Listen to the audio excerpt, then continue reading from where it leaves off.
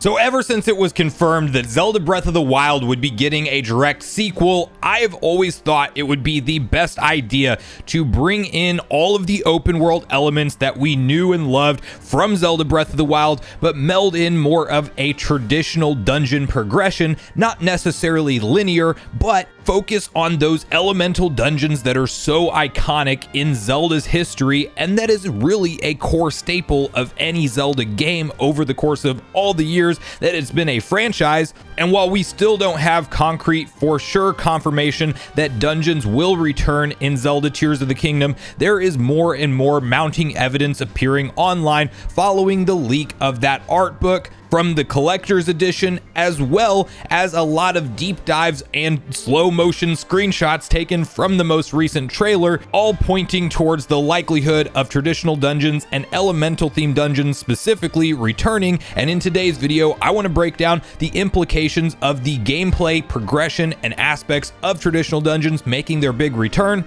and ultimately talk about how I believe this could strongly enhance the Zelda Tears of the Kingdom gameplay experience when we see it release on May 12th, 2023.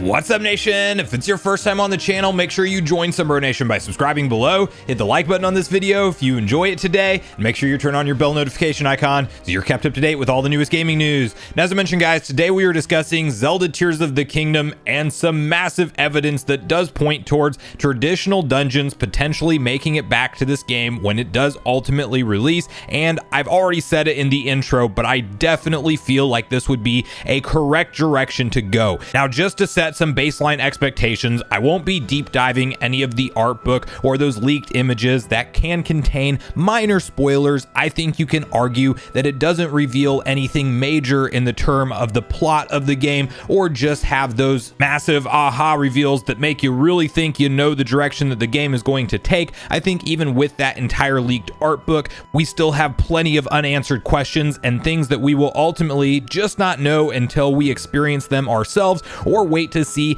the next overview promotional trailer that Nintendo will likely feature for this game. I've always been in the mindset that we won't get a Zelda focused dedicated Nintendo Direct, although it's entirely possible that Nintendo does decide to do that this time around. I personally think that they do the traditional marketing build-up where you get an overview trailer, you get a story trailer, you get a launch trailer, and then the game is just here. We will also probably at some point see that surprise early morning trailer go live for a Zelda Tears of the Kingdom themed OLED edition. I definitely think that the leak that appeared will in fact end up being what we see, but we have to wait until Nintendo officially announces that, of course. And so, as mentioned, we won't show any of the art book, but one thing that was pointed out from a friend of the channel, Nate over at Nintendo Prime, made a video on this topic yesterday discussing that on a particular page in the art book, there is what looks to be a locked dungeon door with a elemental theme around it, very clearly being somewhere in lava or fire,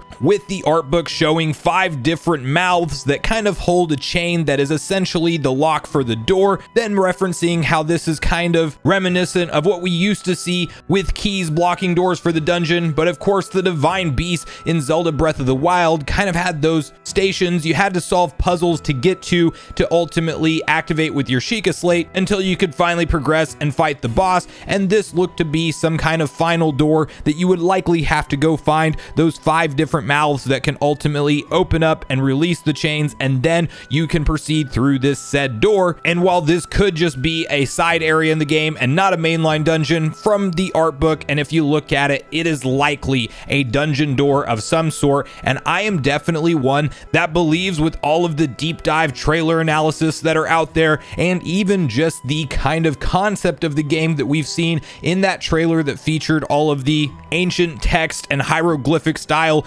images on the walls with 7 Tears of the Kingdom, or what looked to be tears, outlined. It seems like a focal point of the game. Nintendo even said they didn't want to reveal the title for this Zelda game because they didn't want it to spoil much of the story. I don't think Tears of the Kingdom really does spoil that much of the story, but it probably is a big deal because it is ultimately how we will progress and drive forward the story. And maybe each one of those tears is buried away and locked behind a traditional dungeon and a traditional boss fight with a traditional elemental theme behind it, like we've seen with so many Zelda Zelda games over the franchise history, I think it makes all the sense in the world to have a forest theme, a fire theme, water, earth, light, dark, shadow, whatever they want to call each element. Of course, it'll probably have its own original and unique idea behind it, as I really trust the Zelda team to create brand new, unique experiences each time with every mainline Zelda iteration. But I am personally in the camp at this point that I am setting my expectations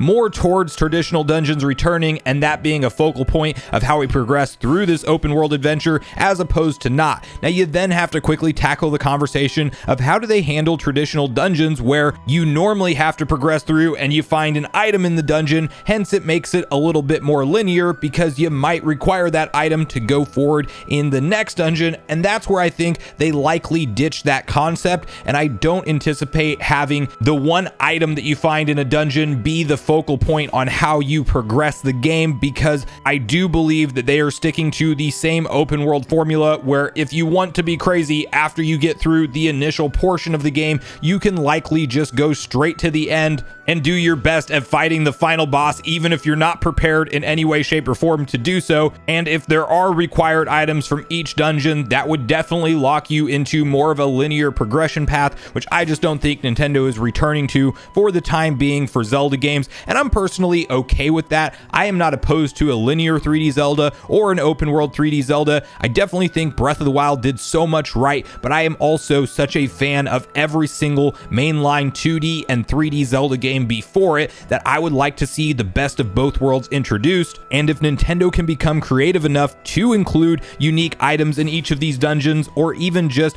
items you have to go on side quests for that will ultimately greatly enhance your adventure but maybe not make it fully required, I think they can pull off a way where we do get both the old school Zelda fans and the brand new fans that Breath of the Wild created on the same page and really on the same team, as you do nowadays see a lot of division in the Breath of the Wild level Zelda players that got introduced to the series then versus ones that grew up with just the traditional linear progression, and you have a lot of conflicting opinions online. I think if done right, Zelda Tears of the Kingdom can mend that gap and give us a gameplay experience that we will be talking about for years and years to come. And there's a lot of other gameplay mechanics we could deep dive. We won't do it in this video, but there's a lot of questions I still have. Are weapons still fully breakable the same way they were in Breath of the Wild? Is there some kind of upgrade path for our weapons, as we know that weapon crafting is likely a thing? In fact, it's now all but confirmed with the art book leak that we've seen online, and you probably have vehicle crafting. Who knows the limits of what's going to be possible? We even had that potential flyer that has some kind of online integration that we don't fully know what those features will detail. So Nintendo still clearly has tons to show us and reveal to us around the game, and I am just personally happy that we don't have to wait too much longer, because we're already at the tail end of February. We will be in March before we know it, and then we are truly just a couple months away from this game finally all being in our hands on May 12th, 2023.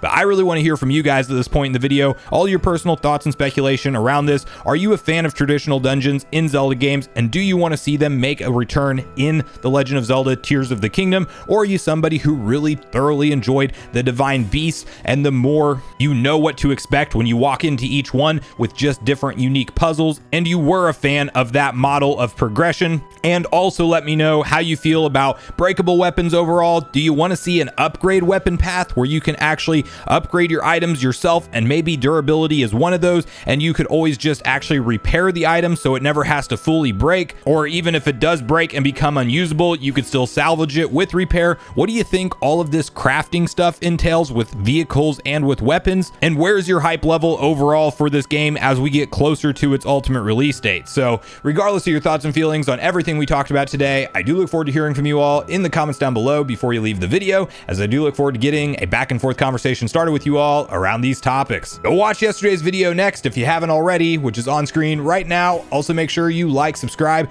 turn on your notification bell, and I will see you guys in the next video.